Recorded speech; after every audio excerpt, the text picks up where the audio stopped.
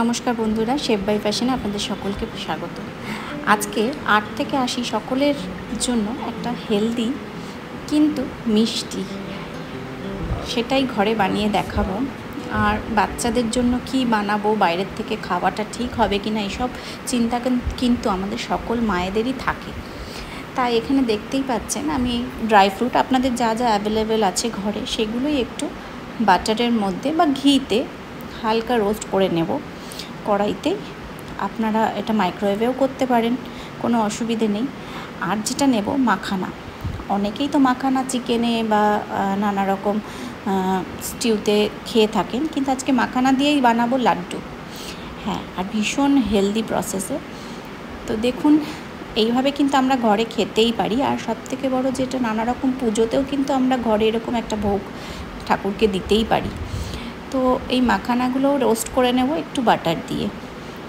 তো বাটার দিয়ে আমার রোস্ট আমার চ্যানেলে পাবেন, সেটা চায়ের সাথে কিন্তু আমরা খেয়ে থাকি মাঝে মধ্যেই। চায়ের সঙ্গে টা যেটাকে বলে, সেটা আমি বানাই, কিন্তু আজকে এই মাখানা দিয়েই বানাবো লাড্ডু, তাও কিভাবে, চিনি ছাড়া, সেটাই আপনাদের দেখাবো। আর বিশ্বাস করুন, মায়েরা বাচ্চাদের নিয়ে খুব চিন্তা করে। বাচ্চাদের একটা মিষ্টি কিন্তু হেলদি এই খাবারটা কিন্তু আপনি যে কোনো জায়গায় বাচ্চাদের জন্য ক্যারি করতে পারেন, একটা খেলেই যথেষ্ট। এবার সেই যে ড্রাই ফ্রুটটা আমি রোস্ট করে রেখেছিলাম, একটা মিক্সিং জারের মধ্যে এটাকে গুঁড়ো করে নেব। তো যেটা বলছিলাম, সব জায়গাতেই আপনারা এটা ক্যারি করতে পারেন।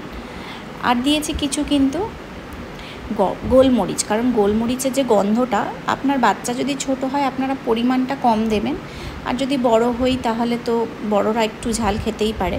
আর এটা ঝাল বলছি মানে সেই ঝাল কিন্তু নয়, মানে আমি বলছি গোলমরিচের হালকা একটু সুইটের মধ্যে একটু কিন্তু ঝাল ঝাল ভালোই লাগে খেতে। আর সবথেকে বড় স্মেলটা একটু স্ট্রং হবে একটু বেশি গোলমরিচ দিলে। কিন্তু আপনার ঘরে যদি ছোট বাচ্চা থাকে, যেমন আমার ঘরে রয়েছে, তো আমি একটু কম পরিমাণেই দিয়েছিলাম, কিন্তু গোলমরিচের যে স্মেলটা আমি পাচ্ছিলাম। আচ্ছা দেখুন, রোস্ট কতটা হয়েছে আপনাকেই কিন্তু এইভাবে মানে হাত দিয়ে একটু চেপে চেপে বুঝতে হবে। আমার মনে হয়েছে আমার আরেকটু লাগবে, কারণ কিছু কিছু খুব সুন্দরভাবে ভেঙে যাচ্ছে আর কিছুটা একটু নরম রয়েছে। তা আমি বলবো একটু নেড়ে চেড়ে ভালো করে সবগুলো কিন্তু রোস্ট করে নেবেন।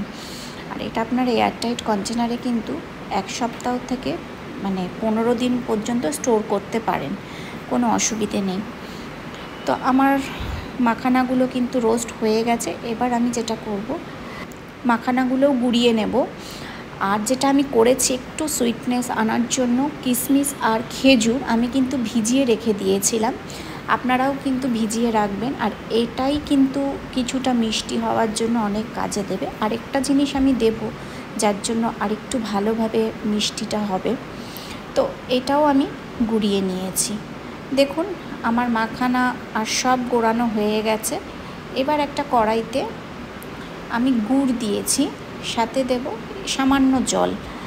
আর গুড়টা যেমন আমরা নাড়ু বা যে কোনো গুড়, আপনার শুধু আখের গুড় লাগবে, খেজুরের গুড় না, এরকম কোনো, আপনার বাড়িতে যে কোনো গুড় থাকলেই আপনারা এটাকে একটা চাশনি মতন বানিয়ে নেবেন। আর এই পাকটা কিন্তু একদম সেই নাড়ুর পাক সেরকম হবে না, শুধু একটু মিষ্টির জন্য আমি পাকটা দেব, মানে একটু মিষ্টির জন্য আমি মাখিয়ে নেব।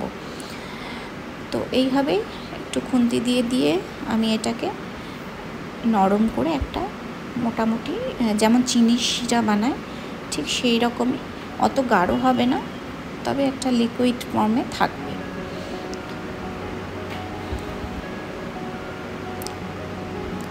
দেখুন, এটা আমার ফোটা শুরু হয়ে গেছে। আর এর বেশি কিন্তু আমি এটাকে গাঢ় করব না। এবার যে গুঁড়োগুলো সব ছিল, মানে আলাদা আলাদা করে যে গুঁড়োগুলো করে রেখেছিলাম ড্রাই ফ্রুটের, তারপরে কিশমিশ, খেজুরের, মাখানার, সে সব কিন্তু আমি একসঙ্গে দিয়ে একটু নেড়ে চেড়ে নেব, তাহলে মিষ্টিটা ভালোই হবে। একটু জাস্ট নেড়ে চেড়ে নিয়ে আমি এটা কিন্তু একটা পাত্রে রেখে দেব। বিশ্বাস করুন, আমি রোজ ভাবি যে নতুন নতুন কি আনা যায় আপনাদের সামনে, আর বাচ্চাদের জন্য ভীষণ হেলদি হয়। আমরা মায়েরা তো সবসময় চিন্তা করি, কিন্তু সেটা যেন চিনি বা বাইরেরটা একটু কম হলেই ভালো হয়। আর বাইরে কোথাও ঘুরতে গেলে এরকম একটা নাড়ু নিয়ে গেলে তো কথাই নেই। আমার বাড়িতে বানাতে যতটুকু দেরি, খেতে তো একদমই সময় লাগে না। তো টপারটপ সব উঠে গেছিলো। তো এবার দেখুন যেটা করতে হবে, ওটা মোটামুটি নাড়িয়ে চাড়িয়ে আমার এরকম দেখতে হয়েছে। আর দেখুন এমনিভাবে হাতে যদি মুঠো করি সেটা কিন্তু ভেঙে যায়, কারণ এটা কিন্তু সেই নাড়ুর পাক হয়নি বা লাড্ডুর পাক হয়নি। তো আমি যেই লাড্ডুটা করব, হাতে কিন্তু এক হাতে ঘি আর এক হাতে জল, একটু জাস্ট ডুবিয়ে জলটা হাতটা ডুবিয়ে উঠিয়ে নেবেন, আর এক হাতে ঘি লাগিয়ে নেবেন। নিয়ে দুই হাত দিয়েই একবার এইদিকে এই হাতে গোল করব আর একবার ওই হাতে গোল করব, করে ঠিক এরকম লাড্ডু আমি বানিয়ে নেব। তো এইভাবে দেখুন আমার সব লাড্ডুগুলো হয়ে গেছে। এর জন্য কিন্তু খুব বেশি পরিশ্রমেরও দরকার নেই বা অনেক কিছু আইটেমেরও প্রয়োজন নেই। মোটামুটি ড্রাই ফ্রুট আমরা এখন সকলেই বাড়িতে রাখি, আর যেটা দরকার সেটা হচ্ছে মাখানা, ব্যাস, তাহলেই আপনাদের ঝটপট সব হয়ে যাবে। তো ভালো লাগলে ভিডিওটা লাইক, শেয়ার আর সাবস্ক্রাইব করতে ভুলবেন না। আবার দেখা হবে নতুন কোনো ভিডিওর সাথে। ধন্যবাদ।